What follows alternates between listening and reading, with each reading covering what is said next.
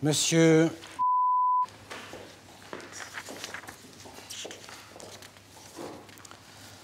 Monsieur, vous êtes poursuivi pour de nombreux faits à des dates différentes.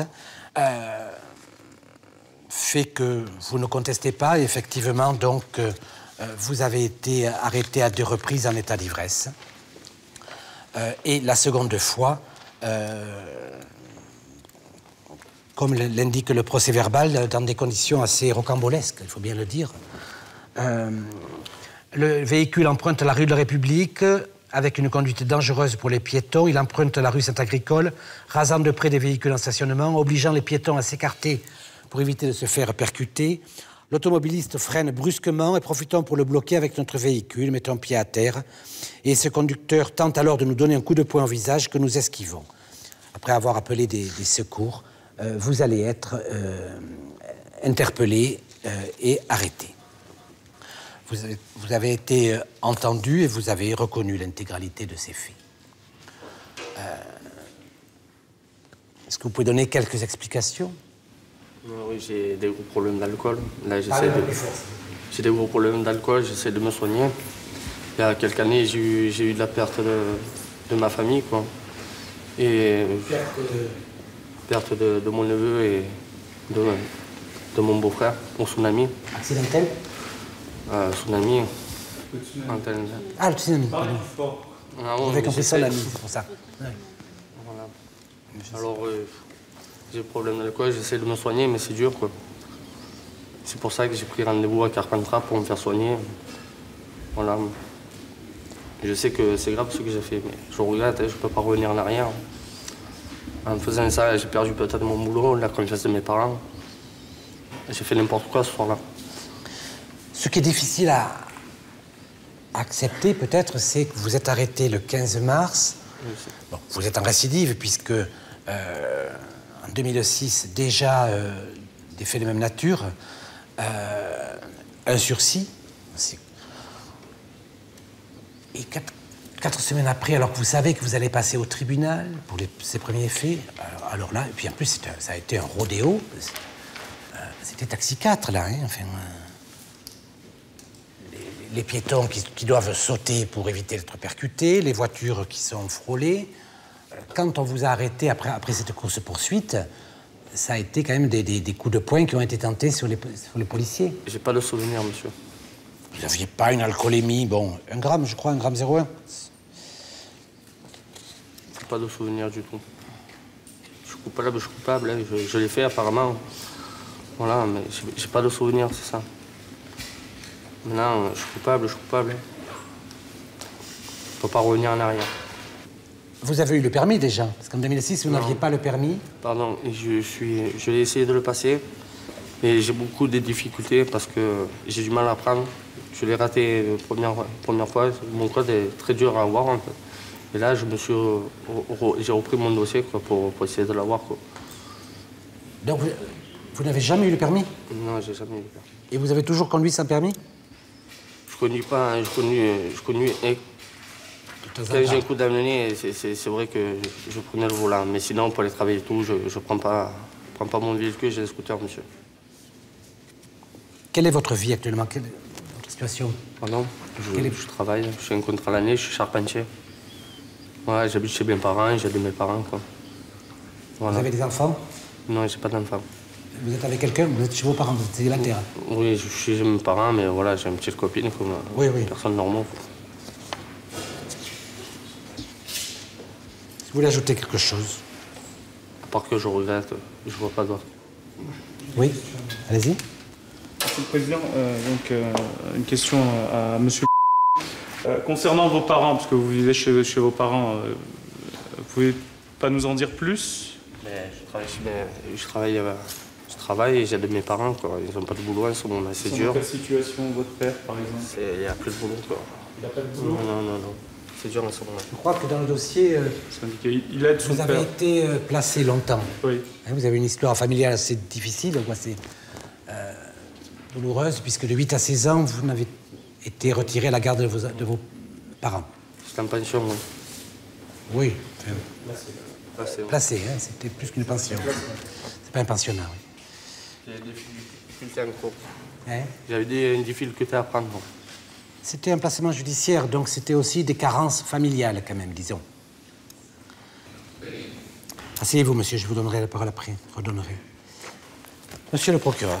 Monsieur le Président, Madame et Monsieur du tribunal, je dois dire que j'ai rarement vu une telle persévérance dans des comportements routiers dangereux. Alors, quand on le voit ici, penaud et contrit à l'audience, invoquant une déstabilisation psychologique sur des événements familiaux qui existent peut-être, je serais tenté quand même de dire que beaucoup de gens affrontent dans leur vie des coups durs, comme on dit, et qui ne se réfugient pas dans des comportements à la fois dangereux, irresponsables, tout ce qu'on voudra. Alors, une série impressionnante de délits que vous avez rappelés, Monsieur le Président, dont un sur lequel je dois insister parce que c'est la conséquence ou c'est la condition, plus exactement, de mécanismes qui sont rigoureux, c'est le fait que Monsieur se voit reprocher un refus d'obtempérer avec mise en danger d'autrui qui paraît, pour le coup, totalement constitué. Or, refus d'obtempérer avec mise en danger d'autrui, c'est 5 années d'emprisonnement en récidive légale. Peine planchée de 2 ans. Voilà ce que je voulais dire dans ce dossier. Je requiers à l'encontre de 2 années d'emprisonnement, dont la moitié assortie d'un sursis et d'une mise à l'épreuve pendant 2 ans. Et il est également poursuivi pour le non-respect du feu rouge et de la circulation en sens interdit, 2 contraventions, donc, pour lesquelles je réclame une peine de 150 € chacune. Maître. Monsieur le Président, concernant le refus d'obtempérer, on en a discuté. C'est vrai, il vient à la barre de ce tribunal, il vous dit « Moi, je préfère tout reconnaître. Je préfère tout reconnaître parce que je ne sais plus exactement ce qui s'est passé. » Et c'est l'état d'esprit de mon client qui vient à la barre de ce tribunal. Et quand il vient vous dire « Je regrette et je ne peux pas revenir en arrière », ce n'est pas des propos vides. C'est ce que lui ressent et c'est, j'allais dire, son bagage intellectuel, c'est ce qui lui permet de dire à la barre de ce tribunal. Mais ce que l'alcool, j'allais dire, ce que cache l'alcool souvent, c'est d'autres troubles. Alors, l'un des troubles qu'il oserait, que personne n'ose dire, souvent on assiste des clients qui sont illettrés, analphabètes. Et le problème de M. c'est qu'il ne peut pas venir le dire à la barre de ce tribunal. La difficulté, c'est que la question du permis, qui fait qu'aujourd'hui, il est effectivement dans l'illégalité, mais cette illégalité s'explique par le fait, effectivement, qu'il a du mal. Et il vous a dit, j'ai du mal à apprendre. Non, il a du mal parfois aussi à comprendre et à lire les questions. C'est ça la question. C'est aussi ça la question. J'ai l'impression, à vous écouter, effectivement, il y a une succession d'infractions en très peu de temps, mais j'ai l'impression d'avoir le casier judiciaire de Mesrine, mais vous savez, à son casier judiciaire, encore aujourd'hui, il n'y a qu'une inscription. C'est quelqu'un qui n'est pas un délinquant d'habitude. Et quand, effectivement, vous faites des réquisitions pour des peines planchées, la chancellerie contrôle, est-ce qu'on fait bien appliquer les peines planchées? Mais moi, je suis désolé. Quand je vois monsieur et quand je sais, il était comme ça à la barre du tribunal, vous dites qu'il est penaud, mais il est comme ça, monsieur c'est quelqu'un qui est... C'est un travailleur, c'est un ouvrier. Monsieur il dit pas les choses parce qu'il a du mal à s'exprimer. Donc il aide son père, il est le soutien de famille. Quand on vient vous requérir d'envoyer en détention 12 mois quelqu'un qui est dans la situation de monsieur moi je me dis c'est pas juste. Effectivement, le sens de la justice, c'est aussi d'apprécier la situation. Moi, je pense qu'un sursis avec mise à l'épreuve est suffisant pour monsieur. Merci, maître. Monsieur, venez à la barre, s'il vous plaît. Est-ce que vous voulez ajouter quelque chose? Pardon? Si vous voulez dire autre chose, ajouter quelque chose? Non, j'ai rien ajouté. Bien. Vous allez rester dans la salle. La décision sera rendue après la suspension d'audience.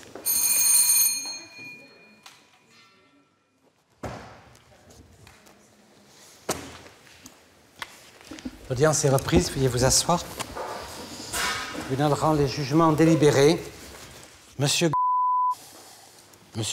le tribunal vous déclare coupable. Les faits qui vous sont reprochés, après en avoir âprement délibéré, n'applique pas la peine planchée et vous inflige 2 ans d'emprisonnement avec sursis et mise à l'épreuve pendant 3 ans. Compte tenu de votre insertion professionnelle actuelle, le tribunal mise sur une mesure peut-être d'assistance et d'éducation. Vous serez suivi pendant 3 ans par le juge d'application des peines ou ses services. Il est certain qu'à la moindre incartade, à la moindre réitération ou récidive, vous ferez ces 2 ans de prison. Il ne sera plus question de miser sur l'éducatif, de prendre un nouveau risque. Outre, il vous est infligé pour les contraventions 2 amendes de 250 €, parce qu'il y a 2 contraventions. Voilà, vous pouvez vous retirer.